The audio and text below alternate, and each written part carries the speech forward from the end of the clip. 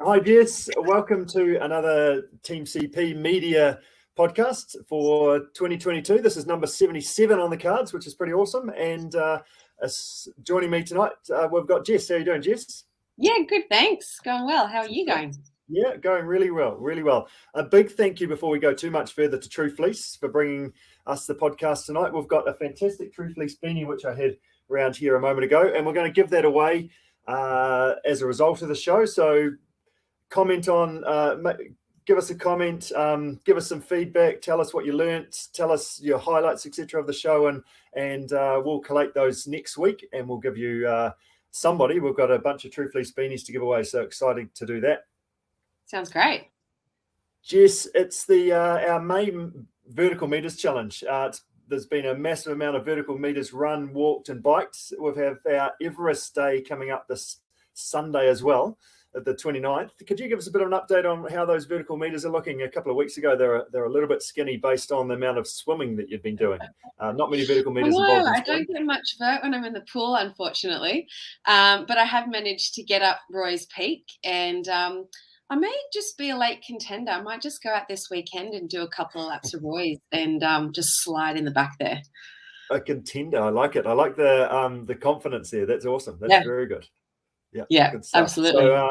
So a little bit of detail on that. Sunday, the 29th of May, that's the same date that Hillary and Tenzin climbed Everest. So we've got this Sunday to see how many vertical meters that you can put down. So those people that are lagging a little bit behind to get that 8,848 for the month of May, or sharing that with somebody else between 2 or 3, here's a chance to kind of see if you can finish it off. So Sunday might just be your day, Jess.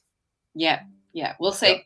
Good stuff. And for those that are doing more virtual vertical meters and on Zwift and things, we've got 3 guys that are lining up for doing a full Everest on Zwift virtually. We've got Craig from Balclutha, we've got Nathan from Temuka, and we've got Ben who's coming in from Sydney to try and have a crack at that. So if that's a bit of you, send us a message and get involved in that as well, even just to ride a couple of laps of that. The other thing we've got going on, being winter, we've got a new CP hoodie lined up as well. This is a upscaled version from the 2021 model, so it's a heavier winter weight. So keep an eye out for that as well. That might be good for those Monica frosty mornings, Jess. I've put my order in. I cannot wait to get it. Good stuff. So the show tonight, we're going to kick off with Dan Jones. We're going to talk to Simone Faulkner, and then we're going to do a little bit of learning at the back end of the show as well. So giving a little bit more detail. That bit of learning is going to be about how to run an ultra and how to prepare for that. We're going to talk to Simone Faulkner, and she's just our newest addition to our coaching team, which is pretty cool. So going to have a bit of a chat to her about her background and what she's into. But we're going to kick off the show now with Dan Jones. He's a New Zealand-based runner who's currently in the States. He is elite level runner who's just dominated the New Zealand running scene just recently, taking out a whole bunch of road-based events and trail and ultra running events as well, from the Christchurch Auckland Marathon to the Kepler Challenge to Mission Mount Summers, you name it. He's if he puts his toe on the start line, you better look out, because he's going to go get through the course pretty quickly. Cool. Excellent. Shall we bring Dan on? Dan, how are you getting on? Awesome. Hey, yeah, very good. Hey, thanks for having me here, Richard and Jess. No worries. Excellent. Thanks for joining. Good job. So just a moment ago, we were talking about vertical meters. Dan, you've been getting up and down a few hills, I've heard, as a part of a bit of altitude training and things where you are based at the moment. First of all, where are you? What time of the day is it? And how many vertical meters have you done so far for May? Yeah, so I'm over here in Boulder, over in the United States. Just gone, 3 p.m. here, US time. I think we're Mountain time, maybe over here in Boulder. So I've actually put a heavy focus on my vert running over the last few weeks to gear up for my next ultra coming up. And I just quickly calculated before, I think for the month of May, I'm at about 17,000 meters. So doing pretty good. Probably the most amount of vert I've ever done in my life, and I'm feeling pretty strong for it. So looking forward to this race coming up. Good stuff. And the difference between your vertical meters compared to mine is that mine's on the bike, but also living in Canterbury and Kirwee, there's not much vert to be had. So a lot of it's virtual vertical meters, but your vertical meters is on foot. it's the most pure vertical meters you can get. You have to run downhill as well, back from the top. So that's pretty honest. Yeah, and not to mention we're also altitude here, so you certainly any time you actually do push on these hills, you feel the lactate build up pretty quickly as well. So it's certainly getting good bang for your buck. Nice. So just along those lines, in terms of like this is more than you've ever done. What does that hill strength give to you, like as an athlete? How do you feel when you're running? So just when you bring that back down to the flat and things. Yeah, well, it's interesting. I haven't actually tested out what my kind of aerobic fitness would be too much on the flat just yet. I've done a couple sharpening things this week and felt pretty good, but I just notice it in terms of all out climbing.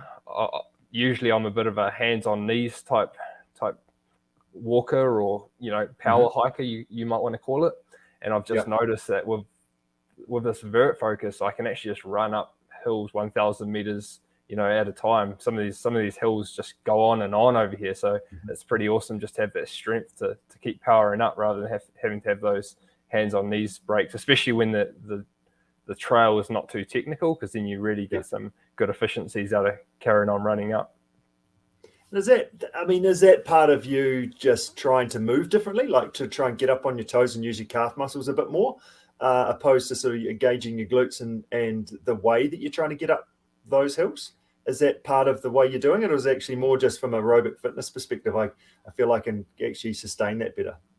Yeah, I think there's probably a bit of both, but I think the aerobic fitness has always been there. It's not until you, as you say, you're actually getting up on your toes, maybe shortening the stride, getting that cadence up, and just just driving the arms a little bit. So you're using your whole body to get up those hills. And I feel like you only can really do that by having these hills which just continue climbing. It's a bit different than if you're going up a 200-meter hill, then you get the break of the downhill, because then you kind of reset yourself. But with these hills over here, you've got climbs that just go on for kilometers, miles, as they probably call it over here. Yeah, good stuff. That's awesome. Great to hear that you're coming into a bit of form and feeling good as a result of that. Before we go too much further in terms of what to next, let's just take a bit of a step back. Keen to get a bit of background on Dan Jones. You've really taken the New Zealand running scene by storm over the last little while and really done well in a whole bunch of different events. But give us a bit of background to how you got into your running and who were your key influences in your early years. Yes, I grew up running. My family's really heavily into the outdoors, and my first kind of semi-competitive or fun races were with the Whakatane Harrier Club growing up. My grandparents are kind of lifetime members. My parents, was dragging us kicking and screaming along each Saturday after our soccer games or whatever. So it's always good. You always can. Those were probably the first double days back in the day, was playing soccer in the morning and then heading along to Harriers in the afternoon. And just kind of that's where the love of it came from. Well, maybe not the love of it initially, but then getting into high school, we had really cool multi-sport teams, and I'd be the runner for some of these teams around the country, the Motu Challenge, heaps of them. And then we'd all travel around together and have a great time of it, and it's always fun racing with your mates and your cousins, and then when I kind of grew from there. Yeah, nice, fantastic. So you talked about family. You've got a famous dad, Neil Jones, who was the first non-South Islander to win the longest day, and obviously went on as a professional sort of adventure racer as well, and had a very impressive career amongst that as well, didn't he? Yeah, that's right. So not only was he a good role model, I guess, always very endurance focused, but I was always borrowing half of his kit as well when I was growing up doing multisport. For sure, initially the bikes, and then some of the other stuff that comes along with venturation, or even the rollerblades over in China one year. Yeah. So it's quite nice when I could get into it that way and not have to fork over, the big bucks that some young fellas probably have to do. Some guys, getting into the sport. It's not easy when you're thinking, I'll probably use these rollerblades once in a year, but a bit necessary for this race. So yeah, no, it was cool. And always when he was out traveling overseas when we were younger, sometimes we stayed at my grandparents' house, and they're runners as well, and just love the sport. And yeah, it was always very kind of motivating, I suppose. Or Yes. It was awesome just watching the progress the team's going through. Watching the dot and the adventure races, and always hearing the cool stories when both sometimes him and my mum came back from overseas, and you'd hear all about the expedition races where the racing isn't always perfect. It doesn't always go to plan, and you hear some really outstanding, outlandish stuff, which you just be like, wow, yeah, that would never happen. And growing up, that's your normal, isn't it? As well, that's the other side of things. That's just what you see as normal. So that's a pretty cool environment to be a part of as a young fella getting amongst this stuff. Yeah, absolutely. And I guess the boundaries always been tested. I remember one time I was out support crewing, I think, for my dad when he was doing a 24-hour race, and one of his teammates actually got injured, I think, during the stage. And so he said, "Oh, do you want to, we're unranked. Do you want to run along with us in this?" I think it's about 10-hour leg across the Uruweta National Park back in the Bad Plenty. And so I think I remember just carrying a little bag of, I think it was like sausages or something, along with me for the whole time. Just had a few sausages for this 10-hour leg. He probably was feeding me some lollies and things as well. But yeah, it's just really, really cool, like memories of just joining in and just getting amongst the endurance sports when I was younger as well. Yeah, good stuff. So you've also been to university in the States as well, and you've also done a block of training in Kenya as well. Is that correct? Yeah, both of those are correct. Yeah. So tell us, so what did you do in the States? How was that experience? And obviously you're at university, so you did some study there as well. What were you doing over there?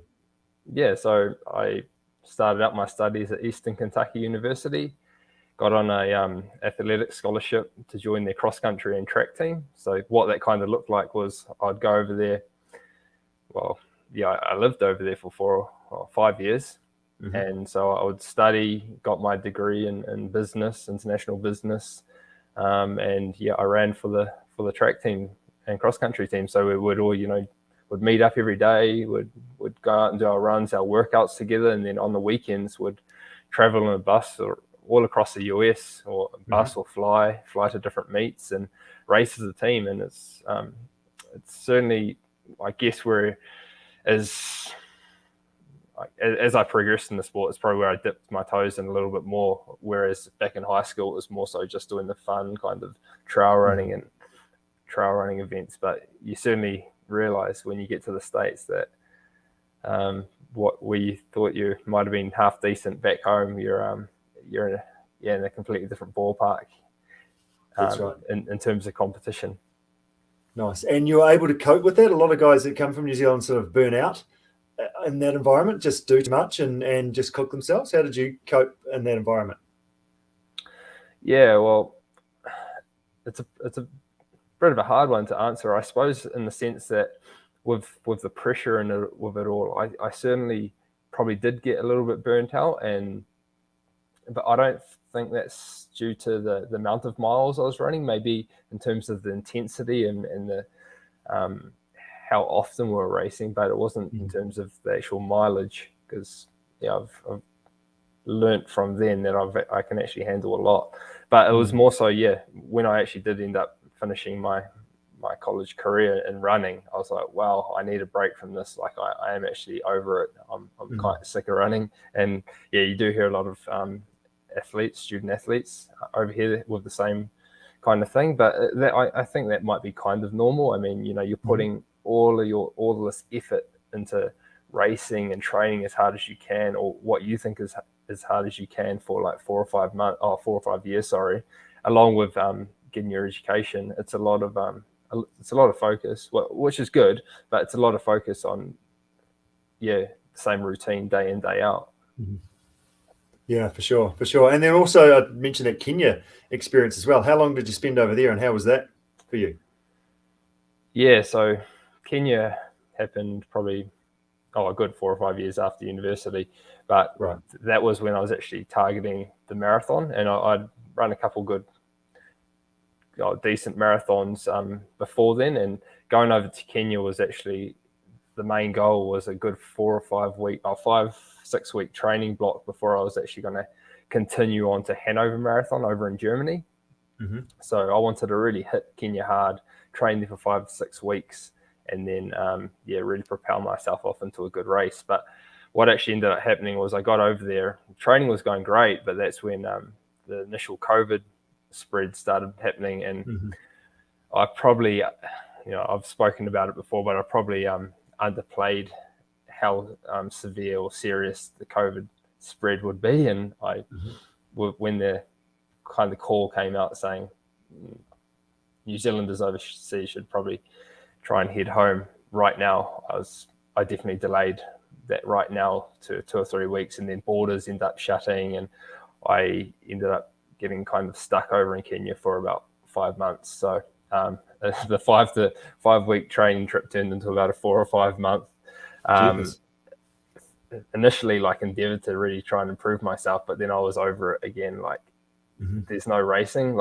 You can kind of get just a bit burnt out if you don't take a break, within 4 or 5 months, especially if there's no event to be training for. So I was pretty stoked to actually get out of there in the end. And there were definitely a couple of times where I was, I went across the country. I took a taxi 6 hours across the country, and then I got denied at the airport. And it's these things kind of wear on you, and it does affect your it affects you mentally, and especially if you're trying to train at the same time as well, because I've already done all this work. I don't want to lose it before I go back to New Zealand. But then in the end, I ended up getting out and spending 2 weeks in quarantine anyway. So I lost those altitude gains, and probably a good running experience. Yeah, Hopefully. that's right. And all that sort of builds towards the fact of the volume of training that you have been able to cope with, both in the training block and the amount of vertical meters you talked about a moment ago. It all comes back from that history of training of what you've got, isn't it? And you knowing what you can actually cope with, and you can use all those experiences as a springboard to what's coming up. Yeah, that's right. And it's not something that comes overnight. The amount of miles that I'm running now, I've built up. When I was over, as we talked about, when I was in the States, I was probably running about, at most, maybe 135 kilometers per week. Yep. And since then, I jumped into multi-sport. When I was a bit sick of the running, I jumped into multi-sport after university, and probably built some really good endurance blocks on top of my running. And then when I concentrated on the marathon, the miles make champions kinds of mantra sticks out. So I was like, I've got to step up my running mileage, and from there, getting to 100 miles per week wasn't that hard. And I can quite comfortably sit at about 100 miles, 160K per week now, without too much effort. Or not effort, but because, we are mixing up the training as well. Of course, there's effort in there, but I can actually sustain that mileage. And then you've also been bumping up to sort of 200K weeks and things like that to go deeper and further as well amongst that training. But just for our mere mortals, 200Ks, it's a long way in the car. How long training time-wise does that look like? If we were to compare to you and I, how long that would take me would be a lot longer than what you would take. Yeah, but like anything, I have my easy days as well. So I want to say that it obviously depends what I'm training for. So if I'm training for the marathon, there's usually less vert in there. So it might be around 12 to 13, 14 hours per week. When I'm getting upwards of, my biggest week was around 7,000 meters of vert a couple of weeks ago with 190K in there. So that was closer to 19 to 20 hours. And that's because, as you're going up those hills, you are going 8, 9, 10-minute Ks when it's just about hands-on these type terrain. Hope you've got someone just sort of at the supermarket just shuttling backwards and forwards just to feed you to offset that. That's a big job. Yeah, well, I don't have a certain nutrition plan when I'm training. I make sure I get enough in, and when I'm in the States, it's kind of easy. There's good donuts and The typical American food, I suppose. Yeah, I actually got to watch what I eat over here. It's like full on. Like you go down the grocery aisle and you see all these sugary cereals, and it's like, oh, I bet that cinnamon toast crunch would be great after a run, which it is, and I don't mind eating it. But you can't just be snacking on crap food the whole time. Yeah, that's right. That's right. So on that whole recovery piece, do you have a recovery sort of protocol that you sort of follow after like some of those big mission type runs that you do, or even racing? Do you have like, I want to do this, this, and this, and both in terms of the immediate and then a day or two after? What happens for you, or is it just actually eat as much as I can and make sure I get some sleep? I think those are two of the biggest things. And it will definitely depend on what I know I've got coming up. So I'll really make sure that if I have a race soon after, then I'll be trying to do as much as I can to make sure my body's recovering as best as it can. And so that might mean, making use of what's around me. For instance, like after Kepler last year, I went and did a bit of cold water recovery in the lake, and I didn't have as many beers at the Moose as what I probably might have used to afterwards. So it's making sure that you've actually got your priorities in order and thinking about what is coming up. If nothing's coming up, then it doesn't matter too much. Yeah, 100% for sure. So what do you do to sort of, I guess, make sure that you don't cook yourself while you're doing so much running volume? Do you have a coach or somebody that you bounce off, or do you just listen to your body, or how do you kind of manage to make, because it can look good on paper, but actually depending on how much heat was out there, how you're actually feeling on that day affects how much you're actually able to cope with, doesn't it? How do you manage yourself in that regard? Yeah, so probably not the best example, but I think I do really listen to the body a lot. And if I know I'm getting pretty fatigued, then I will try and have maybe a deload week where I take the training load down a bit.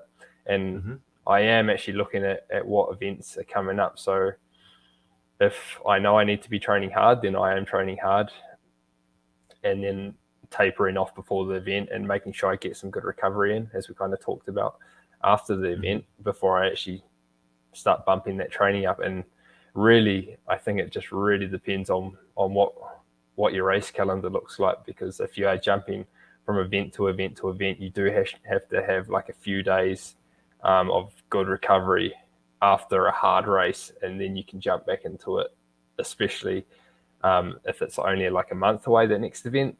Then the rest period might be shorter, but you actually have to make sure those days that you are resting are really, really good rest days.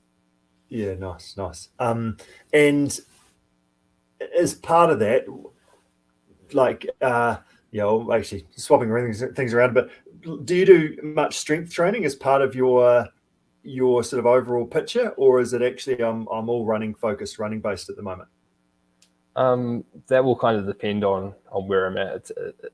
The strength side of things is a bit difficult when you're traveling, but I definitely try and do at least like core stuff. Maybe I try and do some, now that I've actually got like a bit of time, because I'm over here in the States, I've got more time to look after the body before my training. I actually do a lot of activation stuff, making sure I'm staying injury free, and so that's like looks like a bit of band work and then core work before I run, and then again later on in the day. But when I'm actually home and I've got access to a full on gym, then I usually go twice a week, and I try and focus most of my time on trying to fix any imbalances. If I know I've got some imbalances, which I have dealt with a hip injury.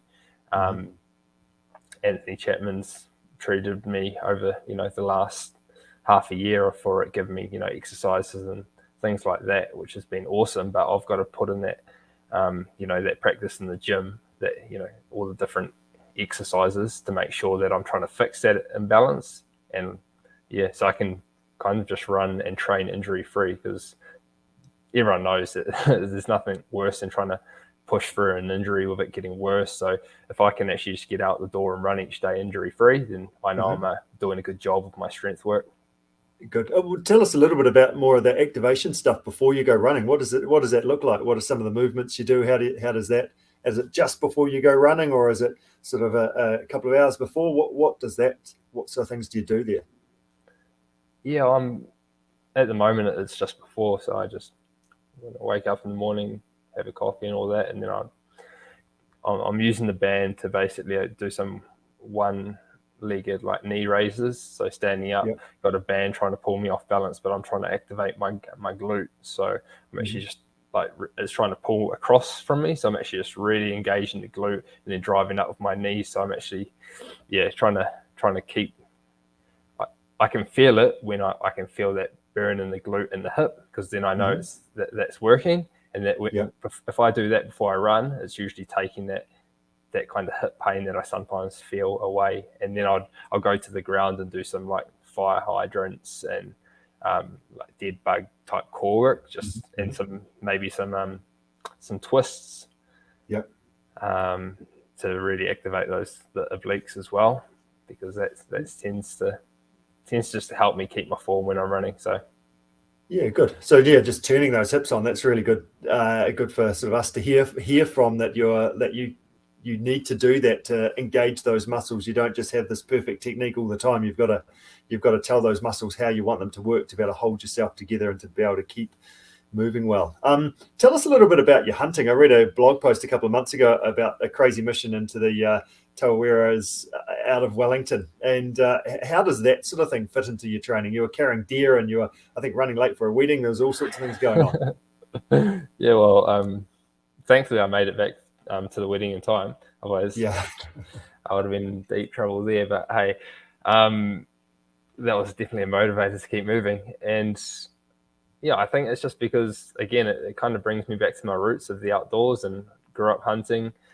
I've kind of worked out that, carrying a good pack and walking around the hills for, day or two at a time is really actually good strength work. I mean, I don't usually turn the watch on when I'm doing it, which is quite nice as well. You're just going at your own pace. Sometimes if I'm actually consciously using it as a training exercise, I will be trying to jog some of the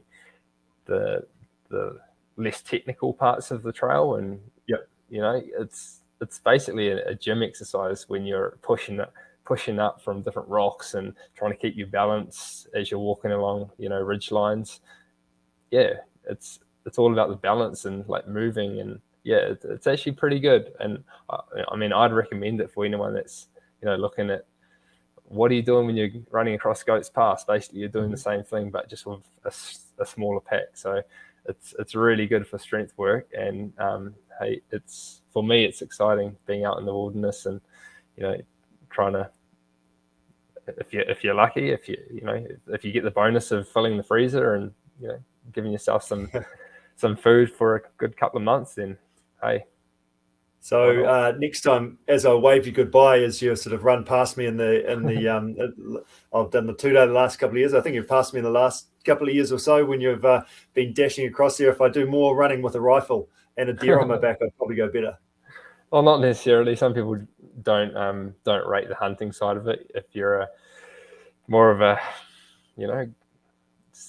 bird watcher, say, or someone that just enjoys being out there, you don't have to carry a rifle, but you can visit a hut, play a game of cards, maybe bring a bottle of wine and enjoy yourself. I'm not sure, but everyone's got their own way to enjoy the outdoors, and I'd really encourage people that haven't had a go to, or maybe talk to someone a bit experienced and learn some things and then get out there and do it.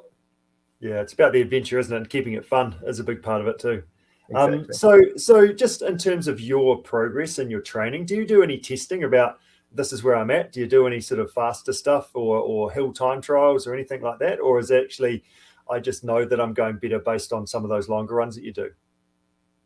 Yeah, I think that's very determinant on what event you've got coming up. So with the road or especially the road or the marathon events, you can really get a good gauge on what type of training session you're doing. And say it's a marathon type workout, I know that my marathon pace, if I want to get a PB, is around 3 minutes 13 per K. If if I can string together, 4 times 5K at about that pace with some recoveries that are not proper recoveries, but maybe some float 1K recoveries where I'm hitting, 3:30s or so. Okay, maybe the numbers that don't mean much to people, but you're actually basically looking at, say, marathon pace and saying, can I hold this for actually a good amount of time in training? Whereas, you always can usually get a bit more out of yourself on race day when you're actually properly fueled, or you get fuel every, say, 5 kilometers at the aid station. So you can actually really get a good gauge on how you might go in the marathon just by your training. But with the ultra, it's more so, how am I feeling actually running up these hills? And did I just get through my long 4-hour run or 5-hour run, or determinant on your training history and things like that? How did I actually feel during this long run? Was I properly fueled? How did I cope with maybe my nutrition plan or my fuel plan to get through it? And if I tick that off and say, hey, yes, that worked, and a 5-hour run, then you're probably going pretty good. Yeah, good stuff. That's awesome. So you're in the States at the moment, in Boulder, Colorado, and so you did a race in April in California, and then also you've got another race this weekend. And is it the Western States that you're sort of lining up for? Where are you at? Tell us how you went in April, how you're shaping up for this race this weekend, and sort of what's next. Yeah, so my first race was the Canyons 100K, and the big goal there was to go out and try and get top 3 so I could race Western States at the end of June, which is a 100-miler, America's biggest 100-mile race. But I've tried to work out what kind of went wrong for me in this first 100K race, and it's hard to kind of place my finger on it, but I had a great build up.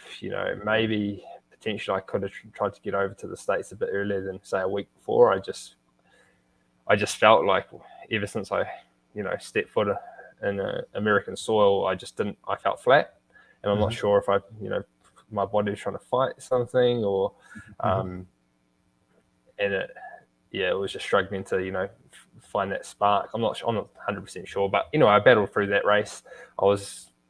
I was running with the leaders for a portion of it, probably up until about halfway, and then I kind of just hit a wall, which I haven't had that too often happen to me, and it really wasn't a great day. So I ended up basically jogging in for the last 30K, and ended up 10th, which in the end I'm pretty happy and kind of proud, I guess, for battling on and finishing, because I was not in a great place. But since then, as I was talking about, I did have about 4 or 5 days of good recovery, but I knew that I needed to, get into the hills, get the body moving again, so that it wouldn't get lethargic, and think, okay, I'm having a good rest here. And then I actually had this last about 3 weeks have been an awesome training block, and I'm just going into my taper now before I head on over to Northern California for Lake Sonoma 100K. And so that initially wasn't on the cards, but because I failed to make Western States 100-miler, I basically had a look around and found out that this race is going to be a qualifying race for next year, so 2023. And if I get top 2 at this race coming up, then that kind of sorts out some of my it takes the pressure off for next year, because that'll give me an automatic entry into next year's race, and then I can really just focus on making sure that I prepare for my kind of number 1 race next year if I make it into it. Awesome. So Western States is off the cards for this year now. Yeah. So this is the goal, with the view of lining up the qualification for next year. Yeah, that's correct. Yep. And then where to from here? Is it a break after that? Or, it should be, but to Europe, or? I think I'm going to head over to Poland for a race end of June. Okay. And that hasn't been confirmed yet, but I am looking at flights and things now. So that will kind of be my big 3-week international. Oh, not 3 weeks, sorry, 3 race international block, and then I'll head back to New Zealand for a proper little rest or kind of good rest, and then another build into some cool New Zealand races towards the end of the year. Yeah, cool. And which ones are we going to expect to see you on the start line around New Zealand? Have you got any sort of earmarks specifically, or we'll see what happens? It's always a bit see what happens. I haven't confirmed everything, but it usually looks a bit like some of the marathons. Auckland Marathon, I've raced the last couple of years, and I really enjoy racing there. So that will obviously be a bit of a shift back from the ultra marathon training to the marathon training. So a little bit different training there. But then I was really excited to race Tarawera 100K last year. So that is a potential. And I know there'll be some good competition there this year coming up. I think some international athletes will be back on the start line, so that'll be pretty cool. And Kepler is a race I've done for the last 4 years, and I love that community event. It's awesome. So I'd love to get back there as well. Yeah, awesome. So yeah, lots to look forward to and cheer you on. And our sort of Team CB community, now that I guess that we know a little bit more about you, will be hopefully jumping out of the bushes and cheering you on and keeping you honest along the way as you fly around the track.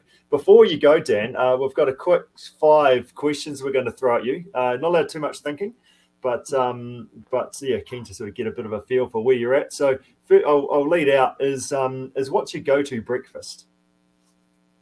White toast with honey. Oh, good, yum. Solid. And a coffee? Cool. And a coffee, yeah. Yeah, nice. With milk. Oh, yeah. Controversial. What's your favorite event? Ooh. Oh, that's rough. Oh, like race event. Let's say Kepler Challenge or Gold Coast Marathon. Oh, nice. Awesome, good stuff. Yeah, cool. It sounded like you're sort of a man that would indulge in a bit of ice cream as a recovery food. What's your favorite ice cream flavor? Probably like, I had a Ben & Jerry's the other day. It was like a half baked, I think. So that was pretty good. Like anything with like just heaps of chocolatey bits and just nothing boring, nothing vanilla. Yeah, good job. Cool. And do you like a home cooked meal or a fancy meal out? Home cooked meal. Nice. Yeah. And if you're going for a training run, number 5, if you're going for a training run anywhere in the world, what would be your favorite place to go for a jog? Not allowed to think, but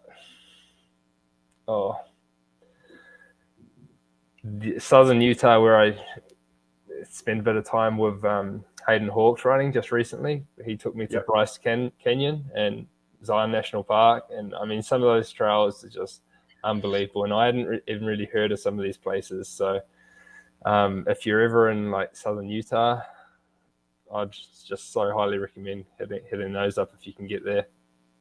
Yeah, cool. Excellent. It sounded like that answer was any adventure anywhere. Keep it fresh, keep it new, keep exploring. Yeah, it was my first time there, and I loved it. I've been running the trails in Boulder. I've done a few trails all over the place, but anywhere new that motivates you, inspires you to get out there.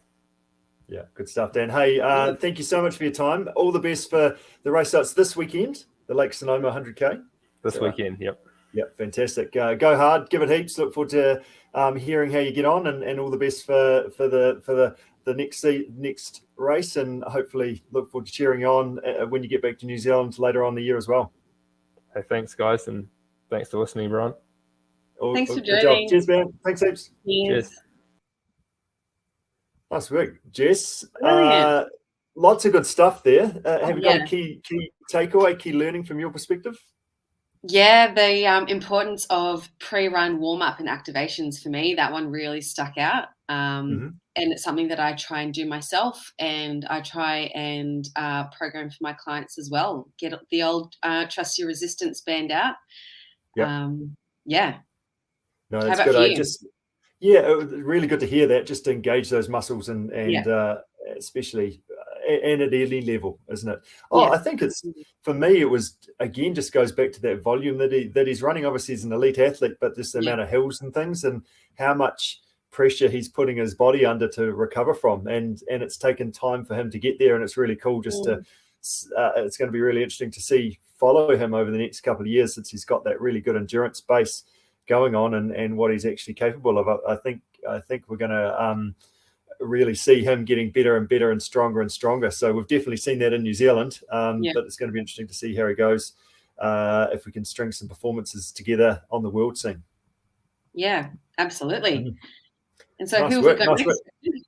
We have got Simone. So Simone Faulkner has come on board as she's the newest member of our coaching team. So I thought we'd have a quick intro chat to Simone, just to get a bit of an idea of Simone's background, and also sort of where the coaching side of things, as she sort of gets into that, what her motivations are, and where she's off to. Is Simone there? Absolutely. Yep. I'm Simone, here. how you doing? I'm good, thanks. How are you guys? Yeah, good. Thanks. Hey, thanks for your time. Good to catch up. Pretty exciting to have you as part of our coaching team. You've been around for a little while. You've done a whole bunch of different events. You've got lots of different experiences. So, just for a start, why did you want to take up coaching? What was the motivation for you? Well, really, just because it's my passion, and I feel like I spend a lot of time helping. Well, like sharing knowledge that I've got just over the years with people, anyway. And it doesn't really feel like work. So it's like, just sharing what I love doing. So yeah, cool. It just sort of made sense. And I'm doing some study, alongside that. And I'm just really enjoying it because it just is so relatable to what I do and love doing. So, yeah, it's not like work. They say that if you do something you love, it's never really like you never work a day in your life. So that's what I'm aiming for. Good job. Well done, Simone. So tell us a little bit more about your background. How did you get involved in endurance sport? When was that? How long have you been doing this thing for? Well, in my late 20s, after I sort of had the kids, I had my last child when I was 25, and then I started running and sort of got into like doing half marathons and marathons, and I got a stress fracture in my hip. And I was just like, I really love running. Running's probably my, favorite discipline. And I got the stress fracture, and I thought I'm really going to have to do something else, mix up this training, because it was just too much running load. And so I started doing a little bit of cycling, and a guy in my Harrier club, he had done the Coast to Coast 21 times, and he's a bit of a legend, and he took me over the mountain run, and I absolutely loved it. But we went to the Beerley pub afterwards for, something to eat, and there was all these photos of the kayakers on the wall, and, going probably through Hamilton's, the most, looked so scary. And I thought, there's no way I could ever do that. Like, this just couldn't. And, so after a few years, I just ended up biting the bullet and did my grade 2, and just thought, oh, well, I'm just going to give it a go and see how I go. And it's worth a crack. So thought I'd just do it once, and never ever thought I could do it, because I was absolutely terrified to even be in a boat. So I just kept doing it. I've got a wee bit of an addictive personality, so it's not a bad addiction though. Could be worse. When was that? When was your first coast to coast that you did? First coast to coast was 2008. So I did the 2-day then, and then. Yeah, and then thought, I could do the longest day now. So this was a real green, like I was very green, and thought I could do the longest day. And I lined up to do the longest day in 2009, and it's a totally different ball game. And I didn't actually finish that race, and learnt a wee bit from that, and went back 2010, did 2010, and then had a break. I actually did an Ironman, did Challenge Wanaka in 2012. And then went back to coast, because I really just love being in the mountains more. And so I went back to coast in 2014, and I haven't stopped since then. I had this year off because I had an injury, but I haven't. I've done it every year since 2014. Good which job. is a few years. What do you enjoy most about it? I love being in the outdoors. I love being in nature, and I think it's just good for your soul. And I love the people that you meet. And there's just such a cool community, the multi-sport community, and I just love training.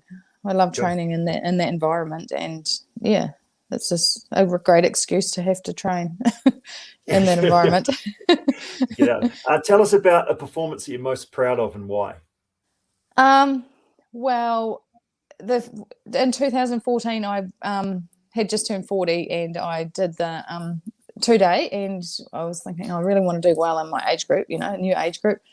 Mm-hmm. And I ended up winning my age group, which was great, but I did have a bit of a mishap in the river. My rudder broke about 5 k's into the gorge, and I thought, oh no, it was gone. I couldn't do anything about it. It was completely, the cables are broken, and it was actually stuck one side. And I was so lucky because a friend of mine came along, and he was doing the team, and he stopped. He knew I was winning my age group, so he said, right, you can take my boat. And he gave me his boat, his Total Eclipse, which I'd never been in. And I was like, I can't pedal that, it's too big. He's like, you'll be right. And he just changed the pedals and put me in it. And he had a bit of a bad time in my boat. He ended up pedaling 3 boats that race. He started in his, pedaled mine from where he found me to Woodstock, and then he hated it so much because it was only turning one way. He couldn't change it. It was really stuck. Yeah. So and then he got in a Barracuda that was had a hole in it from Woodstock to Gorge Bridge. So yeah, it was quite cool. He had 3 different race photos with 3 different boats. That's awesome, and you managed to finish and get across the line first in that age. Yeah, that's awesome. So I was pretty stoked with that happening. Yeah. So that's probably. Yeah. So outside of running and cycling and kayaking and swimming and going to the gym and that training thing, what does Simone Faulkner do to relax? Does she do anything else? I'm not real good at relaxing. But I do love doing yoga. Like yoga is probably my go-to thing. Yeah, and I do a wee bit of Pilates too. So yeah, yoga is probably my favorite thing to do to relax. Read a little bit. Walk my dogs, my kids, my 2 Jack Russells. Walk them all the time. Just spend time with my partner and just but it's usually doing stuff. Like going for a hike somewhere. I love going tramping and stuff too. It's good, Nice. So what are the goals for the upcoming 22-23 season ahead of us? Coast. Whoops, Simone's just disappeared. We've lost her. We lost her. Well, I think at the end of the day, I think we did well there. That was my final question. So I think she was going to say coast to coast longest stay is the goal as she lines up for that. So we'll have to say thanks, Simone, for joining us, and look forward to her being part of our coaching team. She's got sort of availability to take 1 or 2 clients on board. So if you'd just sing out if you want to have a bit more of a chat to Simone. So Jess, wanted to chat to you quickly. You were at the Oxford Odyssey the other weekend as well. How was that? It was fantastic. If you were there, you would have seen me at the finish line handing out medals to all the finishers. Massive medals, I've heard. Oh, they were big, but beautiful. And it was such a fun day out, a mixed bag of weather. But it was such an amazing vibe and atmosphere there. Kerry and her team did such an incredible job of making the event so wonderful for everyone.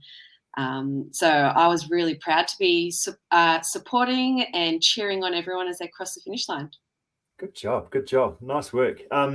And I didn't mention in the last little break, but True Fleece Merino, if you want to win a True Fleece beanie, it is winter and they go very well to keep those ears warm, especially on the sideline of some kids' sport or up into the mountains. Make a comment, sing out, give us some feedback about this podcast that we're doing now. But we just want to have a quick chat about that ultra running that I said right at the top of the show in terms of periodization and things. Yeah. So I'm keen to ask you a few questions about this and share some learnings with our listeners and the Team CP family. And so since we've been talking ultra running with Dan, could you explain a bit more about the reverse periodization model that you've been using lately to help ultra runners perform to their best on race day? Yeah, I guess it's one of those things, isn't it? Like a lot of endurance training has been sort of build the base and then do some speed towards the end. But what happens, I guess ultra running is still relatively new in regards to it's only been probably around for 10 years, if that, in regards to the 50K, the 100K, the 100 miles, etc. And it's It used to be that a marathon, can you run that far? That was the distance. But now that's sort of seen, oh, it's just a marathon for a lot of people these days. So what can happen when we just build the base, is that we can just kind of get a bit slow. And it's about efficiency, but it's actually, if you can move quicker and more efficiently through the terrain, then you're just going to get there faster ultimately. So the way that we've been playing around with that is actually, well, instead of doing a long event, like lots of long events or long training sessions in your build up, initially actually doing something that's a bit shorter, like maybe it's a 10K race or a half marathon, something that's actually going to challenge you to run fast and run well with good technique and push the boundaries there a little bit more, and then getting closer to the event. Yeah, let's go long and let's and let's get specific to that event, but taking that up tempo, that good fitness, that good running economy and efficiency that you get from those shorter, faster events through into that longer event is found to be really good. Rather than, I mean, there's also the injury side of things as well. Like if you just go long and do lots of training volume all the time, then you're more likely to break down because, again, that technique's not quite so good. Yeah, great. So I guess in a nutshell, what is kind of reverse periodization? Yeah. Well, it is just that, isn't it? It's actually, let's think, instead of just thinking long all the time, let's think about periodization is, how's my year going to break down into the different blocks? So therefore, instead of building up lots and lots and lots and then sort of doing some faster stuff later on, actually let's do some faster stuff earlier on with a speed session and maybe some stride outs and things and getting that continuity, but then putting your toe on the start line of seeing how fast I can run for that 5K, 10K kind of thing. And it's quite interesting. A few people lately have got them to do let's see how fast you can do a 5K and turn up to a park run, but not just one park run, do 5, do 4, do a month of park runs, and you actually learn from each one and you know how to put yourself in the hurt locker a little bit more for next week. So that's been quite useful as well. And I think it can also be useful over the winter period, can't it, to kind of beat the winter blues of just getting out there for long runs when it's cold and it's dark and it's hard. It's kind of adding some more spice into the training calendar, doesn't it?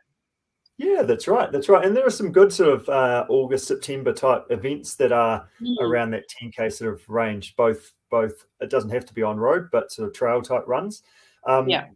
Because longer isn't always better. It's quite, and it's not going to be any easier. It's still going to be hard. You're just going to probably hurt more, but for a shorter period, rather than hurt less, but for a longer period. So it still equals the same amount of hurt at the end of the day. And can this model be used for all runners, or is it just for ultra runners? No, I think it probably, the answer is that it depends and depends on what people's goals are really. And I think that's where it's a matter of learning from what people have done in the past and building something that works for them. So yeah, I think that's a really individual sort of answer, and it also depends on how long a marathon or a ultra or the terrain, how long that's actually going to take somebody. Myself, yourself, and a real beginner versus Dan, they're all going to be quite different. So it just depends on that one as well. So yeah, I'd say everyone can pick it up, but it might not be right for everybody every time. Yeah. And another benefit I like of this model is that I think it can also extend a race season as well, and have different peaks. You can peak at different times instead of just peaking for one race at the end of a season. Yeah, 100%. That's right. And it keeps things fresh, doesn't it? And it's often not your body that gets cooked. It's actually, I'm just a bit over it because I just can't be bothered anymore. So having the mental stimulus and the enjoyment factor or the something else to focus on is really good, isn't it? It is. Yeah, easy. Absolutely. Well done. Good stuff, Jess. So just to finish up, we talked about our vertical meters for May, and where are you at in your vertical meters? Have you got a number for us? I think I've done Roy's. I need to look back over my results, but I think I did a double Roy's not long ago. So I'm about 3,000 something. Okay, well, that's not too bad. That's not bad for a swimmer, I have to say. Especially I know. Roy's Peak is going to be on foot as well, so that's pretty honest. Yeah. So you're going to join us on the.